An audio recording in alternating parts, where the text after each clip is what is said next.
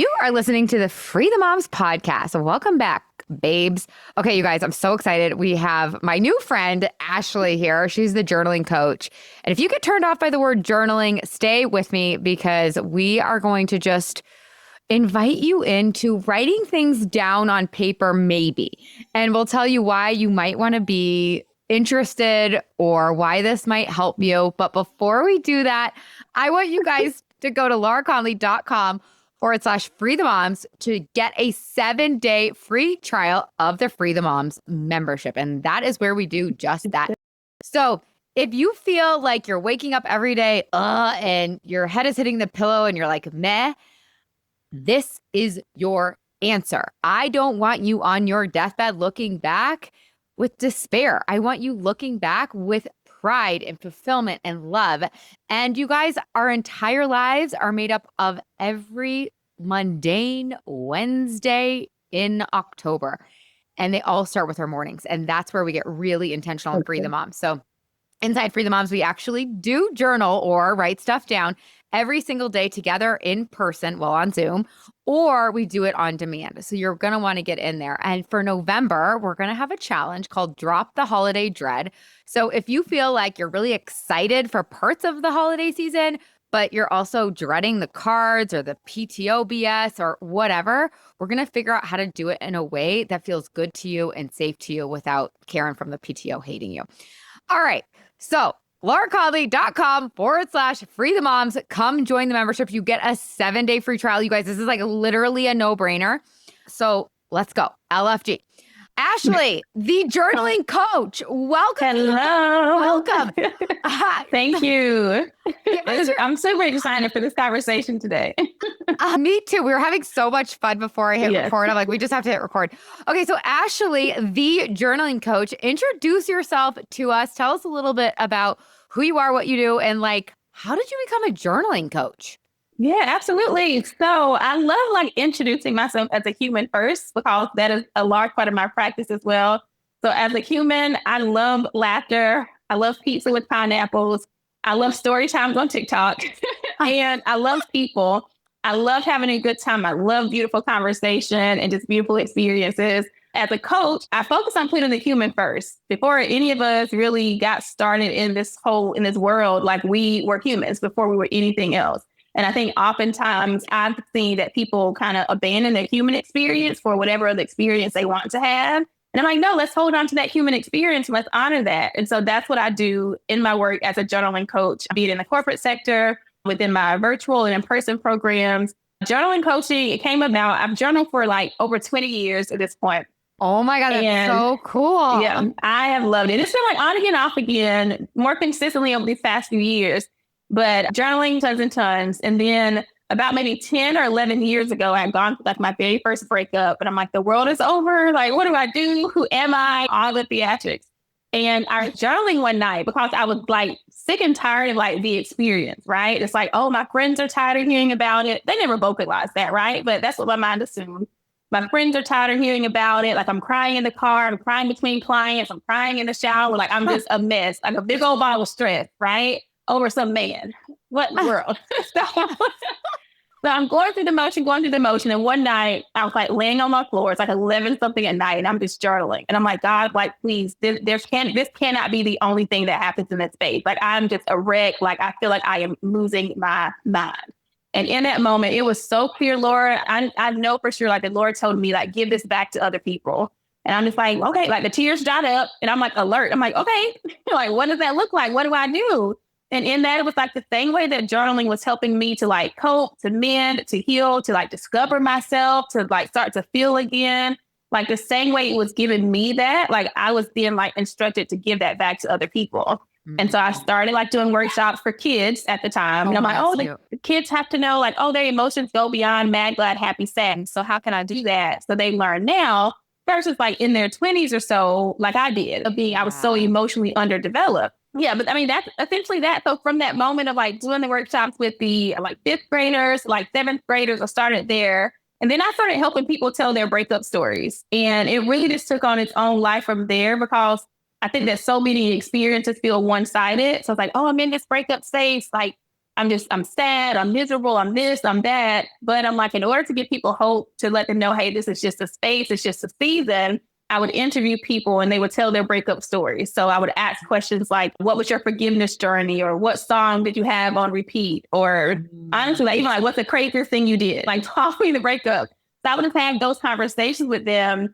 But in those different phases, either they had found out so much about themselves, or maybe now they were in a happy relationship with a partner who was fully committed to them and all those things.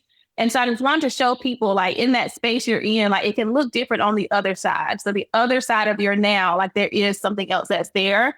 And then just kept going with journaling and hosting journaling pop-ups here in Charlotte, where I'm like, hey, y'all, here's where I'm going to be. Grab your journal, grab your pen. I'll do the rest. Come meet me here, just to create like spaces of release for people and reflection, because we go and we don't stop. So that's kind of how it came to be. And it's morphed into so many other things now. And I just love it because it's practical, it's accessible, and I'm a great facilitator. So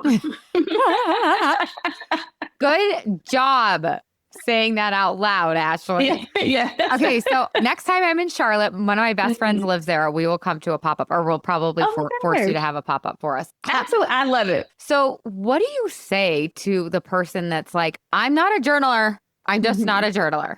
Yeah. For one, I know it's a story they're telling themselves. So I normally ask questions. Well, I normally will make a note to them that you don't classify yourself as a journaler because you journal every day. It's more so, hey, this is accessible to me if and when I need it. And I ask questions. I'm a question queen, honey. I will ask the question until I'm blue in the face. So I'm normally asking, well, what are you afraid of? Like, in terms of if you do journal. For a lot of people, their privacy or some sort of trust was broken very early. Maybe they tried to keep a diary and someone read it, or someone found it on accident, or whatever the case is. So there ends up being like a shame and an embarrassment, or, oh no, I have to protect me, so I can't journal, because then things are written down, they're documented. And so I normally just leave it, hey, just write when you want and you get to rip it up. But I normally ask, like, why is that the case? What are you afraid of? Or I just say, hey, and that's okay, because it's not a tool that everyone enjoys or benefits from. But I do encourage people to at least try it, just to see kind of how they feel and what their process is like with it. Oh, I love that. Okay, so what is your journaling practice like these days? Yeah, it varies. So at the top of the year, I'm like, I'm going to journal every single day, and I'm going to document, and I'm going to read it to the world. Girl, I got to day like 74, and I was like, oh, I'm still doing that. So I have found that I know for me personally, I journal more right now simply because of the programs that I offer. I'm journaling with other people often. I'll sit and journal with myself, of course. But I have found that I've given myself permission for it to be sporadic. But I start to question it too. So if I realize I've gone a couple of weeks or so, like, without sitting to just have intimate time with my journal, I'm like, Ashley, what are you avoiding? Because the reality is the journaling is going to reveal something to me, or it's going to show me whatever. But it's like, okay, am I just busy and haven't made time? Or is there something I'm actually avoiding by not spending time with the pages? So it varies. I think I'm very grateful that I have clients that I have to where I can sit and journal with them, because I write with them while they're journaling as well. But the goal is to get back into just daily, because I see the impact that it has just on my sleep, on my brain, just on how I'm interacting with people. And it's just fun. Journaling to me is just something that you just sit down. I was talking to a client earlier. She was like, Ashley, I mean, the prompts that you give me, she's like, I think I'm going to talk about one thing, and it turns into a whole nother, like, once she actually sits to journal. And I'm like, yeah, like, that's the point, right? It gets you from one place to the other, and then you're left with more questions that you get to explore at another time. Okay, so let me ask you this question, and you kind of answered it, but how do you feel about just morning pages, or just free writing, or brain dumping versus prompts? And when do you recommend one over the other? Yeah, I think it's always going to be like person-centered, person-based, but I love the idea of people just letting themselves, it's not like being aimless, but it's letting themselves like lead with curiosity. Hey, I'm just going to sit here and write. I'm just going to write down whatever comes up. There's something very therapeutic about it, because most times you don't know what programming is running in the background, like in terms of subconsciously. I think structured, some people who are more intimidated by a blank page, where it's like, oh, I'm just sitting here looking at this blank page. What do I do?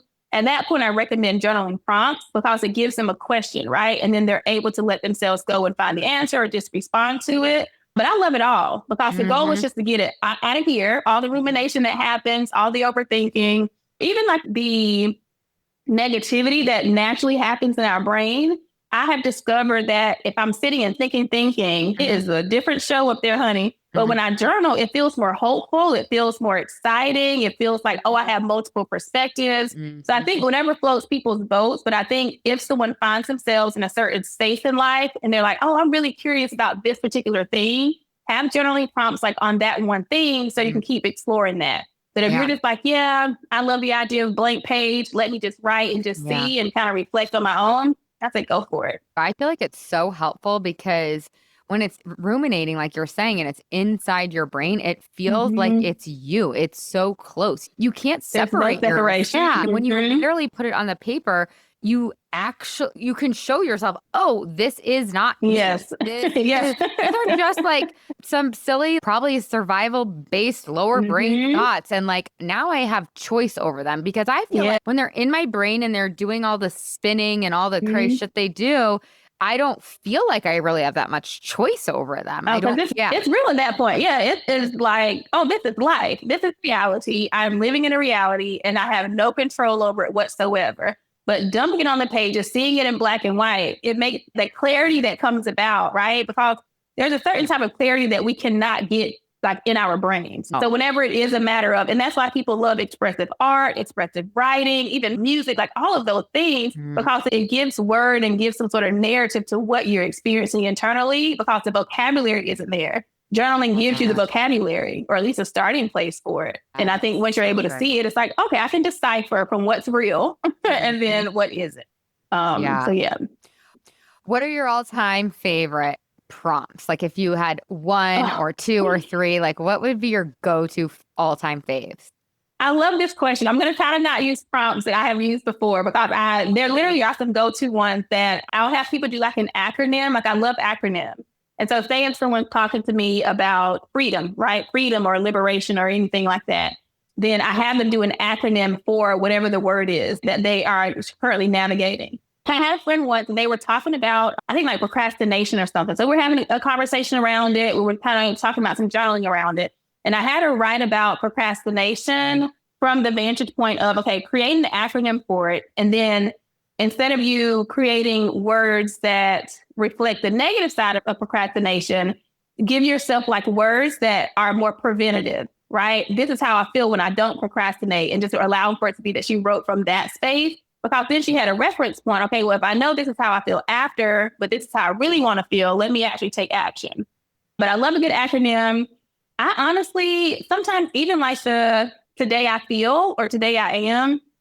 Yeah, that was going to be mine. I was going to make myself answer the question. And I was like, I think it's how do I feel? Because we're so busy asking everyone else, how are you? What's up? Give me the status update. We never ask ourselves that question. Or well, I guess we do, but we don't. Yeah. Well, yeah, it's different when we're having that conversation with ourselves. And journaling gives you room to have the conversation with yourself first before you're trying to have it with someone else in any regard.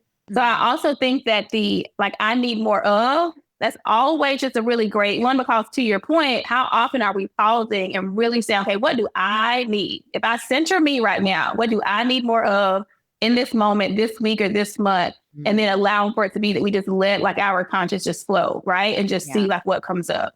So I think those would be the main ones. Yeah. What do I need more of? It's so good, especially for my mamas who are people pleasers and they like to put themselves either not on the list or at the bottom of the list. And I just love the phrasing of that, because it's like, what do I need more of? Because I think some of the moms will shame them. They're like, well, I do get a massage once every 3 months, or I do go for walks on the weekends. But you're allowed to need more of whatever the thing is. Whatever it is. But I think that's the importance of your program too, though, or of your membership, because it kind of tills the ground for them. So you're going to notice some are going to come in like ready to journal, like, oh, yes, I'm going to eat this up. This is my space. And some are going to be like, okay, like they're going to take their time with the membership overall. But throughout like your coaching, throughout the space you're holding for them, that's going to start tilling the ground to where they're going to see, oh, wait, like self-neglect is a thing for me. How do I unlearn that? If I center me, what does that look like?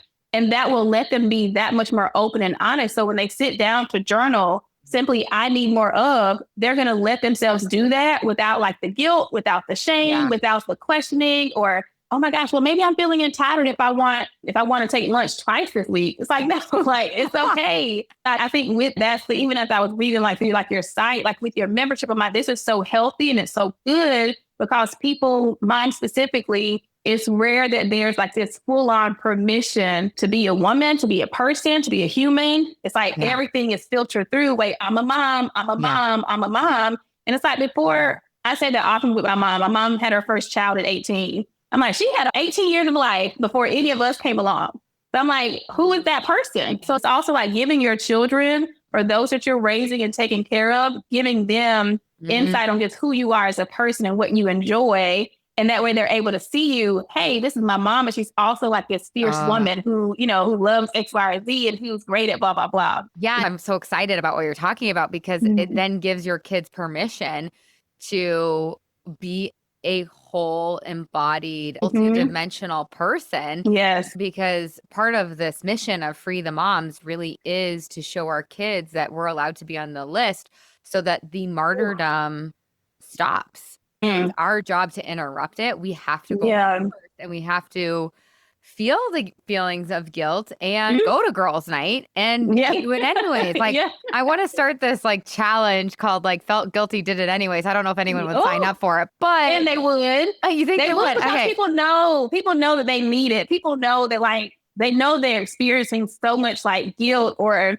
and some of that conditioning, right? Once I become a mom, I'm a mom before I'm anything else. And it's like there's so much conditioning. Well, no, a mom wouldn't be out past 9 if having fun while somebody else reads her kid bedtime stories. A mom who wants to take care of herself, who values herself, she will be, right? It's like the child is not going unloved or untaken care of because I'm taking care of me. All of those things get to exist together. It's like the opposite issue. It's the exact opposite. Yeah, the kids then get the messaging that like, it's if I choose to become a mom, that the daughters, whatever, it's safe for me to go on a girls' trip. It's safe for me to go to a yoga class or whatever. There is this excerpt that I've actually been reading in Free the Moms, and I wanted to read it on the podcast from Glennon Doyle. And it's so beautiful. But it is an excerpt. It's not just a quote. So I'm going to warn you, but you guys, it's so worth it.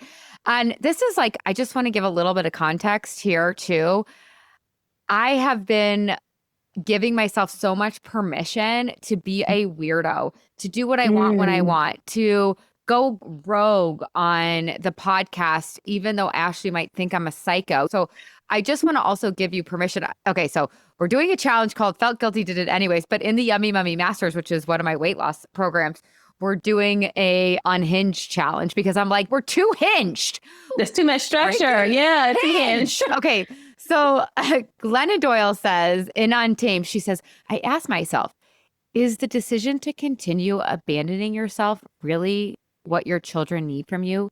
Mothers have martyred themselves and their children's names since the beginning of time.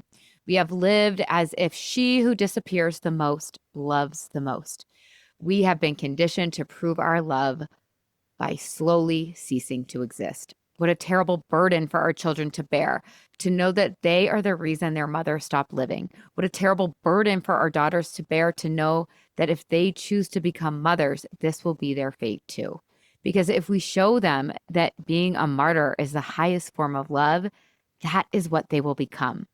They will feel obligated to love as well as their mothers loved, after all. They will believe they have permission to live only as fully as their mothers allowed themselves to live. If we keep passing down the legacy of martyrdom to our daughters, with whom does it end? Which woman ever gets to live? And when does the death sentence begin? At the wedding altar, in the delivery room? Whose delivery room? Our children's or our own? When we call martyrdom love, we teach our children that when love begins, life ends. This is why Jung suggested, Carl Jung, she's talking about, there is no greater burden on a child than the unlived life of a parent. What if love is not the process of disappearing for the beloved, but of emerging for the beloved? What if a mother's responsibility is teaching her children that love does not lock the lover away, but frees her? What if a responsible mother is not one who shows her children how to slowly die, but how to stay wildly alive until the day she dies? What if the call of motherhood is not to be a martyr, but to be a model. That was delicious. It gives me the chills every time. And the thing is too, like, I'm not a mother. I've loved several kids over the years.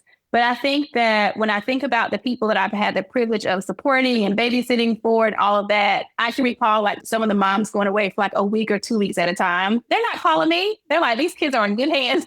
I'm in the islands. I'm taking care of myself. And I would always think, for one, how great is it, right? Because they trusted me with their children and all that. But also like, yeah, go and do that. Because if not, the assumption is I have to stay glued here or stuck here even, right? Stuck here, fully available every single day for the people that I love and care for, versus where's that part of me that isn't living, that isn't being catered to? Like, let me go and do more of that, because that is the model, that is the example that you would want to pass on, like to anyone that you're raising or taking care of.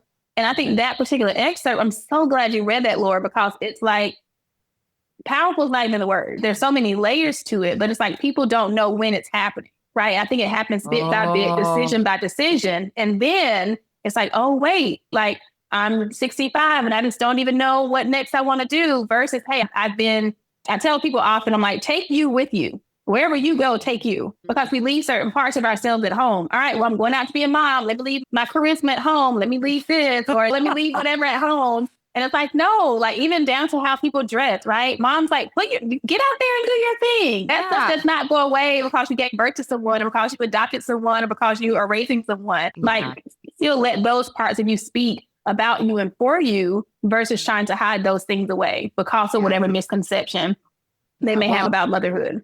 I love that you brought that up, because, and I talked about this on a recent episode, but my mom, unfortunately, didn't do that. She did like the motherhood playbook perfectly, to own detriment, right? She was like a Pinterest mom before Pinterest moms existed. And we had homemade snacks, but suffering severely. And it's a bit of a cautionary tale. Like, if you don't fill your cup, you will be left empty.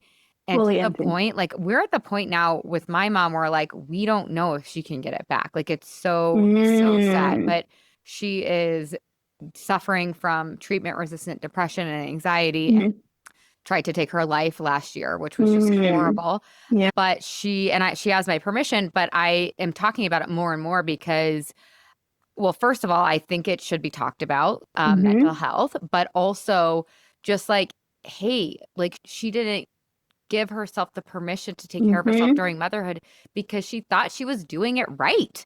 And by our society standards, she was like, she was getting praised and like she was getting so much, but she was left empty inside. And so I think what you're saying is like, can you be a mom and you? I think she abandoned herself in the name of motherhood, but we're all paying for it now. Like, we're all suffering. Absolutely. We're all suffering. Yeah. So we all obviously would do anything to go back in time and give her that permission slip. I think that and thank you so much for sharing that. I do think it's important because I think that some people have the mindset of, oh, well, once the kids are older, then I'll. Then once this happens, once the grandkids do this. I did a workshop maybe 2 months ago on unlearning self-neglect. And I kind of mentioned it some here earlier in our conversation, but it's like when people are applauding and they're praising someone and they're like, oh my gosh, you're like the best mom ever. They're reinforcing, hey, you neglected yourself so this could happen. And so subconsciously, we're going to keep doing those things to keep receiving that praise. And then a couple years go by, and then a couple decades go by, and all of that. And not even to speak too much, like in terms of like how depression works or anything like that. But I think, just in my full opinion, the more that like that certain part of self is denied, a certain part of joy goes unaccessed, and all of those things, aside from chemical makeup, like, so that's, I think, but with that, I think that when certain parts are not fed and we're living with this thing internally that has us constantly neglecting ourselves, putting other people first, not even considering ourselves, then that continues, right? And that becomes the cycle that a person finds himself in, and it wasn't intentional. Because there's so much that's reinforced, and so that gets more cemented, versus if I make joy accessible, if I make happiness accessible, if I make putting me first accessible and create the harmony between those things, there ends up being a different type of balance that didn't involve me fully having to sacrifice all of self in order to show up as the mom I want to be. And so I think that with that, it's mindful that it's beautiful that you're telling more of that story, more of her story, because it shows people what the long-term implication could be. Mm. Everyone's situation is different, of course, but it's like, hey, choose now. If you're early in your motherhood, if you're 20 years into your motherhood, whatever it looks like, choose now to like reconnect with self, to sit with self, to be more intimate with self and figure out more of what you want, like at this stage of life. Yeah, more of what you want. What do I need more of? Inside Free the Moms, we do a grounding practice before we journal so that we can actually start to have the conversation that neglected for so long. We know what we need and what we just have stopped asking the question. Yes. Because it's been beat out of us. And it can be a little bit scary to be like, I remember I asked in a workshop and I was like, I was just asking these beautiful women clients of mine, like, what do you want? And some of them were like, I literally don't know. I've never asked myself that question. I mean, they probably asked themselves that question when they were like 8 years old. Yeah. At some point, it gets sort of beat out of us that we're not supposed to want. We're not supposed to desire. And so it's like, I think it is, that's why I'm so obsessed with this question, because it's an invitation to come home to yourself. What do I need? What do I want? It's so good. I'm obsessed. Okay, so I'm totally borrowing that. We have our monthly prompt inside the Free the Moms for October is, what do I want? But I love, what do I need more of? So you mentioned so many good things, Ashley, that I want to ask you about. But you mentioned having fun. And I used to kind of call myself the fun weight loss coach. And of course, now I've expanded and I'm coaching on all of the things. It's funny because I've been a coach for 13 years. And so I didn't have a niche. And then Brooke told me to get a niche. And I do a lot of what Brooke says. And I love Brooke. So I niched down like 7 years ago, did weight loss. And now I'm like, what's like this? But fun is a huge piece of the strategy in my coaching and it's actually one of the points of life in my belief system. So I'm curious how you make journaling fun, because you said you think it's fun. Yeah, I think it's fun. Even when I like talk more about Strokes of Freedom, which is like the name of my business, I talk about how like I make healing fun. I think people have one understanding of healing, like, oh, I'm going to be in therapy and I'm going to do this. They're going to give me homework. I'm going to talk about this thing. And then voila. For me, it's like healing gets to be fun. For one, I love my personality. So I bring that even into session, right? Like I bring it into every conversation that I'm having, because some things don't have to, I think things that have historically felt mundane and low and blue, I'm like, no, like we get to bring life to this. Healing has its challenges, but it also has its ahas, and it shows you possibility, and you're not doing it by yourself. And that's like, for me, the fun comes from my personality. It comes from the questions that I'm asking. It comes from me letting them, like giving my clients permission to also have fun. And that's through laughter. It's through being in community. We heal in community. So 2 of the offers that I have, we're in community. We're meeting together. We're journaling together. We are learning new experiences together, because I think, again, that fun element gets pushed to the side. People often view fun as not productive. Oh, That's the ultimate productivity for me. Give me a fun time. Yeah. A successful day. And don't get some karaoke.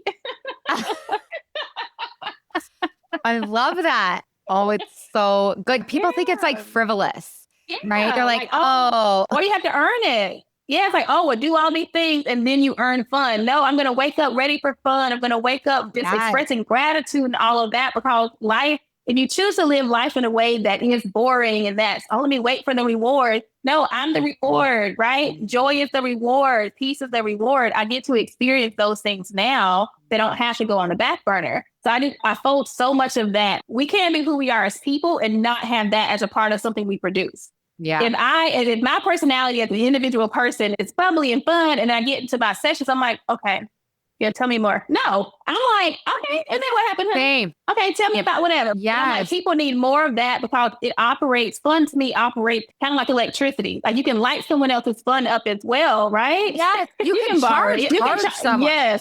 Yes, you can charge someone. Electricity. Yeah. I'm going with that. Did I make the connection obvious enough? I did, yeah.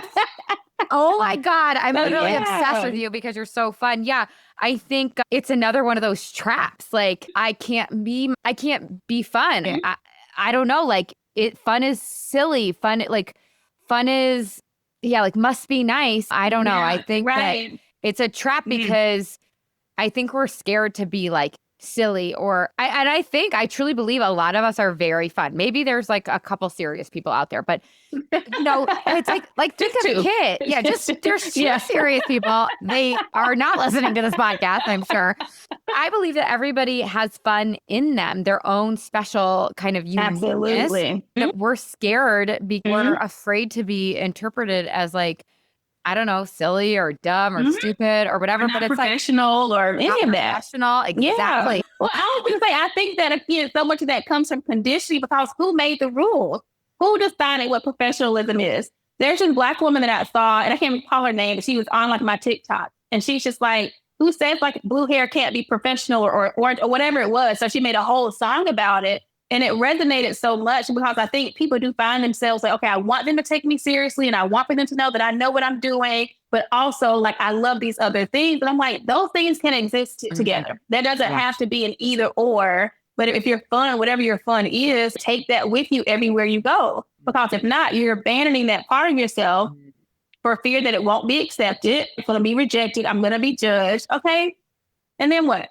But you didn't abandon yourself. That's worth celebrating in and of itself. I question so often, like whenever I'm like, oh, I don't know, like, well, who made up the rule that this is how it had to be? Who made up the rule that this is how all moms have to operate? Yeah. Who made up the rule that this is that? No, I get to create the standard for my life, right? Like aside from what I may believe spiritually and those different things, I mean, that guides so much of what I do. But it's also like, if I have a standard for how I want to present myself to the world, if I have a standard for what my level and my version of professionalism is or how I run a business, okay, that's for me to decide. I don't have to follow someone else's rule book as it relates to that. Yeah. And I think people get caught up in the, okay, well, let me do this if this is how it's been done. Yeah. Create something new. Do your own thing. Yeah, that's where all the magic is. Because you're the magic. You're the secret sauce. If you try to do all the other things other people have done, your secret sauce is never revealed to yourself or to the world. And that's boring. That's so boring. Okay, well, here I come with a very boring question. But I want to know, do you know any science behind the journaling? Like why, like, do we like, for the people that are annoyed about us for just riffing on fun for like 10 minutes, like, can we give the logical side of like some of these more cognitive or cerebral people, they were a little like, oh, I don't know about journaling. Like, can we sell the logical side of their brains? Can we like get them bought in? What do you think about that? I typically lead with the fact that for all of us as individual people, there's some level of subconscious programming that's happening, right? That started in utero, that started in childhood. There were different indirect and direct things that impacted how we think, what we believe about ourselves, our core beliefs, all of that. Journaling helps you dive into whatever the story is that you're telling yourself about you and about your life, right? And once you uncover that, it kind of shines that flashlight like, oh, this is something I believe. I believe I'm unlovable. I believe I'm unworthy. So this is why I'm showing up this way. So it shines a light on that. And at that point, once you're aware of whatever that core belief is or that core understanding is, you can then start to practice like unlearning that and giving your brain new understanding. And so we can talk about the neural pathways and all of that, but that's how our bodies are wired and that trains our nervous system. So whenever we change the programming, it's just like if I'm watching a cooking show on television and it's like, oh yeah, I don't want to watch it anymore. And I change the channel. Our brains work the same way with repetitive action, giving it new information, new beliefs. But until you sit to really journal or write through or just process through certain things, you don't even know what programming is running in the background. So for those who maybe need more of like that mental challenge is asking those questions and then giving your brain permission to go and to do what it's designed to do, which is go and to find the answers. And so what people will realize is scientifically, even when you think about the health benefits, you're sleeping better, your blood pressure is lower, like all of that, because your body is holding on to whatever the story is. Like that. And that's like whatever that subconscious programming is, your body is holding on to it. So the more that you write through, the more that you journal, the more that you allow for those things to spill out of your brain. Now you can give your brain new information and it starts to create your experience based off of that new information versus whatever old information has been running for most of your life that you have been unaware of. Oh, it's so good. Oh, I'm obsessed. It is.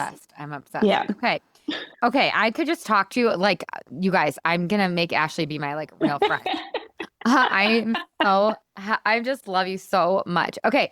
So Ashley, tell us how we can stalk you and find you and hire you and do all the things. Awesome. Yeah. So strokesoffreedom.com, like a pen stroke, strokes I of think it's freedom. so crazy that we both have free and freedom. Yeah. And like, it's so meant to be. I was reading over your site, and I was like, oh yeah, Laura's good people. This is gonna be good. That's great. I think people like, and even with Strokes of Freedom, that was one of those things that came to me 3 o'clock in the morning. I'm like, well, Lord, if we're gonna be up, like I need you to talk to me about what we're doing, because I didn't have a name for the business at that point. And so I just better make this productive. Yeah. You better make this productive. This 3 a.m. wake up call. So I wrote that out, and it was really like that's me letting people know, like, you can write your way like to your own freedom, right? Like they don't have to wait for Lord to tell them, or for their pastor, or for me or their friend. It's like, hey, through journaling, like you're understanding what your story is, you're understanding where you maybe are more bound, and you get to write your way to freedom. So liberation of freedom is so important to me. But yeah, strokesofreedom.com, Strokes of Freedom on Instagram, on TikTok, everything else links out to all the other spaces. So if you go to my website, that'll link you out to Instagram and to my newsletter and all those things. Oh my gosh, you're the best. Thank you so much for coming on. I'm like, oh my God, how can we get Ashley and Free the Moms? How can we get her in the Yummy Mummy? So poor Ashley. We can work it out. Yeah. Okay, you guys, thank you so much for listening. Let us know what takeaways you have, what questions you have. DM us on Instagram. I am so over this being a one-way conversation. I'm not shaming you, just to be clear, but I just am saying, tell us, like, let us know. We want to hear from you. I want this to be a conversation. What else do you want me to talk about on this podcast? And if you've gotten anything out of this podcast, pretty please, with the cherry on top, go leave it a review. That would just, when I see those reviews pop up, you guys, those are day makers for me.